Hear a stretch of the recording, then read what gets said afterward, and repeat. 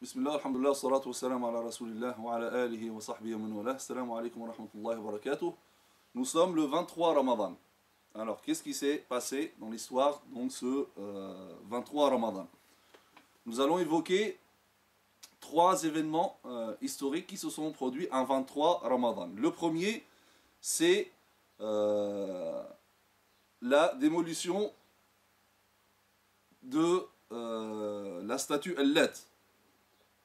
Donc, cette idole, cette statue, Al-Lat, donc qui était une divinité très connue dans l'Arabie, donc a été détruite. Ce 23 Ramadan, c'était en l'an 9 de l'Hégire, donc environ en l'an 631. Alors, c'était la divinité de Thaqif. Rappelez-vous, donc nous avons parlé la dernière fois donc, de la tribu de Thaqif et de cette bataille. Donc, il y a eu d'ailleurs à peu près donc, un an avant, c'était presque un an avant, donc le 22 Ramadan. Et nous avons dit que le prophète sallam a arrêté d'assiéger donc Taïf et donc Thaqif. Donc Taïf c'est la ville, Thaqif c'est la tribu qui habite cette ville. Et après, donc justement presque un an après, c'est Thaqif qui est venu d'elle-même annoncer la conversion à l'islam. Mais il y avait quand même une sorte de nostalgie, cet amour de l'être n'était pas complètement enlevé du cœur. Et donc ils ont commencé à négocier avec le prophète sallallahu alayhi wa sallam, dit d'accord, on se convertit à l'islam, mais tu ne détruis l'être qu'après 3 ans, pas tout de suite. Le prophète sallallahu alayhi wa sallam a été catégorique, il a refusé. Donc il a dit alors après 2 ans, après 1 an, jusqu'à 1 mois. Mais le prophète sallallahu alayhi wa sallam a été donc catégorique, et donc ils finissent par lui dire alors fais en sorte que ce ne soit pas nous qui vont détruire Al-Lat mais quelqu'un d'autre. Et effectivement le prophète sallallahu alayhi wa sallam envoie 2 personnes dont Abu Sufyan donc pour détruire Al-Lat, et il y avait même des femmes qui sortaient et pleuraient hein, parce que Al-Lat était détruite. Deuxième événement, c'est la victoire des musulmans contre la dynastie des Sassanides. Sassanides, donc c'est une dynastie perse. Donc c'était en l'an 23, le 23 Ramadan, en l'an 31 de l'Hégire, à peu près en l'an 652, du temps du grand calife Othman ibn Affan, anhu.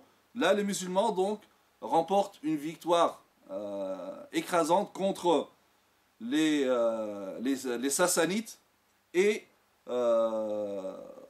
le dernier roi perse va être tué pendant cette bataille-là, et cette victoire-là met un terme à l'État perse.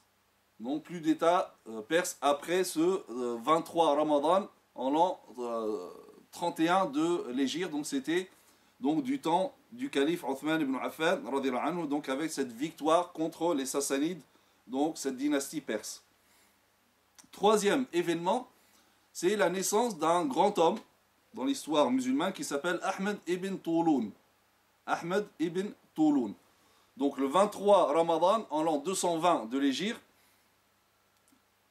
qui correspond approximativement au 20 septembre 835, donc est né Ahmed ibn Touloun, qui est le fondateur de l'État Tolonide en Égypte, un État qui a duré donc de l'an 254 jusqu'à l'an 293 de l'Hégire. Donc il était tout d'abord gouverneur de l'Égypte, mais avec la décadence des Abbassides, là nous sommes dans la deuxième ère des Abbassides, qui est l'ère de la décadence.